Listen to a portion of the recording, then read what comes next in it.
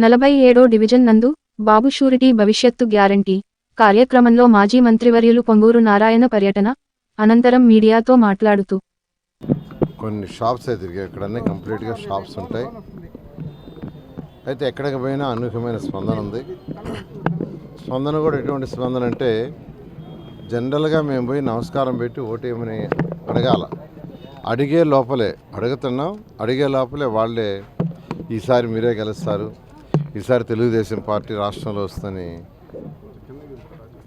డైరెక్ట్గా చెప్పేస్తున్నారు. ఈసారి అని వాళ్ళు డైరెక్ట్గా చెప్తున్నారు. అంటే వాళ్ళలో ఎంత ఫ్రస్ట్రేషన్ ఉందో, ఎంత విరక్తి చెందిపోయారో ఈ వైఎస్ఆర్సీపీ మీద తెలుస్తుంది. జనరల్గా నేను 2019లో కూడా ప్రచారం చేశాను. అప్పుడు ప్రచారంలో పోయి నమస్కారం పెట్టి ఓటు అడిగితే అలాగేనండి అనేవాళ్ళు. కానీ ఈసారి నమస్కారం పెట్టే లోపలే మీరు ఎందుకండి రాబడలేదు, మీరు ఇంట్లో ఉన్నా గెలుస్తారు, ఎందుకంటే ఈ ప్రభుత్వం వల్ల మేము వెక్స్ అయిపోయాం, వాళ్ళు అనేది వెక్స్ అయిపోయామని. ధరలు పెంచేశారు, నిత్యావసర వస్తువులు అభినారంగా పెంచారు, ఎలక్ట్రిసిటీ ఛార్జీలు అభినారంగా పెంచేశారు.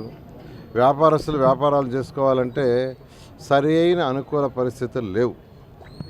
ప్రపంచంలో ఎక్కడైనా నేను అనేక దేశాలు స్టడీ చేశాను, అనేక దేశ విదేశాలు అమరావతి రాజధాని కోసం పోయాను, అనేక దేశ విదేశాల్లో ఇండస్ట్రియల్ మీట్లో ముఖ్యమంత్రి గారితో పోయాను, డిస్కస్ చేశాను. ఎక్కడికి పోయినా ఫస్ట్ వాళ్ళు అడిగేది ఏంటంటే ప్రశాంతమైన వాతావరణం ఉందా లేని అడుగుతారు.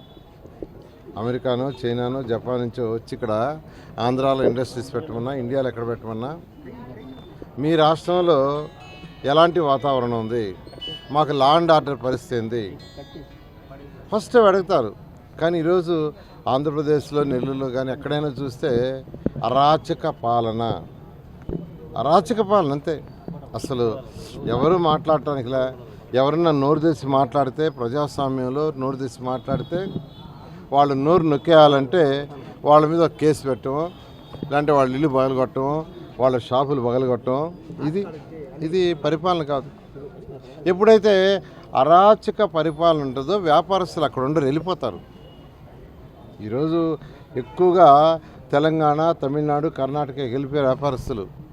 రియల్ ఎస్టేట్ వాళ్ళు ఎవరు లేరు, రియల్ ఎస్టేట్ వాళ్ళు ఎవరు ఇక్కడ చేయట్లేదు. ఎందుకు చేయట్లేదంటే లేఅవుట్ వేస్తే లేఅవుట్లో షేర్ ఇవ్వాలా, కొన్ని ప్లాట్లు షేర్ ఇవ్వందే లేఅవుట్ చేయటం లేదు. తెలుగుదేశం ప్రభుత్వం 2014 నుంచి 19 వరకు ఆంధ్రప్రదేశ్లో నేను మున్సిపల్ శాఖ మంత్రి ఉంటే ఒక్క బిల్డింగ్ ఓనర్ కూడా నన్ను వచ్చి కలవాల. 30 అంతస్తులు 25 అంతస్తుల అపార్ట్మెంట్ కట్టిన విశాఖపట్నం వాళ్ళు కూడా నన్ను కలవాల. ఆన్లైన్లో అప్రూవల్ ఇచ్చేసాం. నేను అధికారులకు ఒకటి చెప్పా, వాళ్ళు ఆన్లైన్లో అప్లై చేసిన తర్వాత 5 నిమిషాల్లో వస్తుంది, 10 రోజుల్లో మీరు ఇస్తే ఇచ్చినట్టు, ఇలాంటి డీమ్డ్. నేను అదే పాలసీ పెట్టా, 10 రోజుల్లో ఏదైనా అబ్జెక్షన్ ఉంటే చెప్పాలా, క్లియర్ చేయాలా, ఇలాంటి డీమ్డ్. అదేవిధంగా లేఅవుట్లలో ఆంధ్రప్రదేశ్లో 13 జిల్లాల్లో ఎంతోమంది లేఅవుట్లు వేశారు. ఏ ఒక్క ఓనర్ కూడా నన్ను కలవమని అడగల. ఎందుకంటే ఒకటే అధికారులు చెప్పాను, వాళ్ళని ఇబ్బంది పెట్టద్దు, వాళ్ళు ఫైల్ పెడితే ఇమీడియట్గా అయిపోవాలి. ఈ విధంగా యాక్చువల్గా 2014 నుంచి 19 నాకు ఇప్పుడు యాక్చువల్గా ఇంటుంటే ఆశ్చర్యం వేస్తుంది.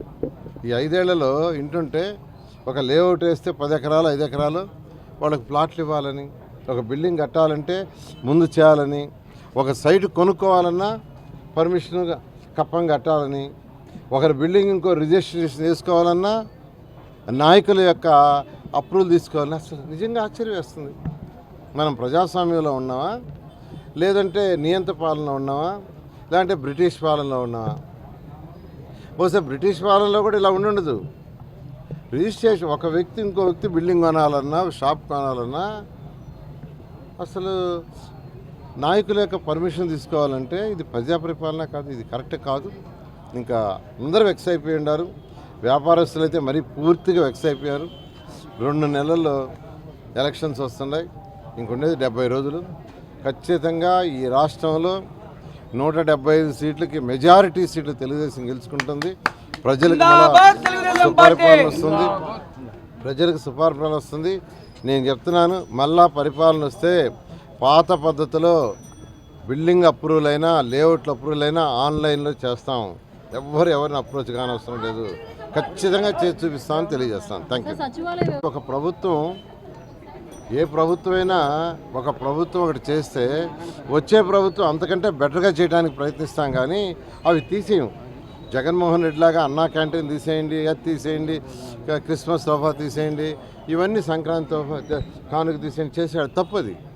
పక్క రాష్ట్రంలో స్టాలిన్ చూసి నేర్చుకోవచ్చు.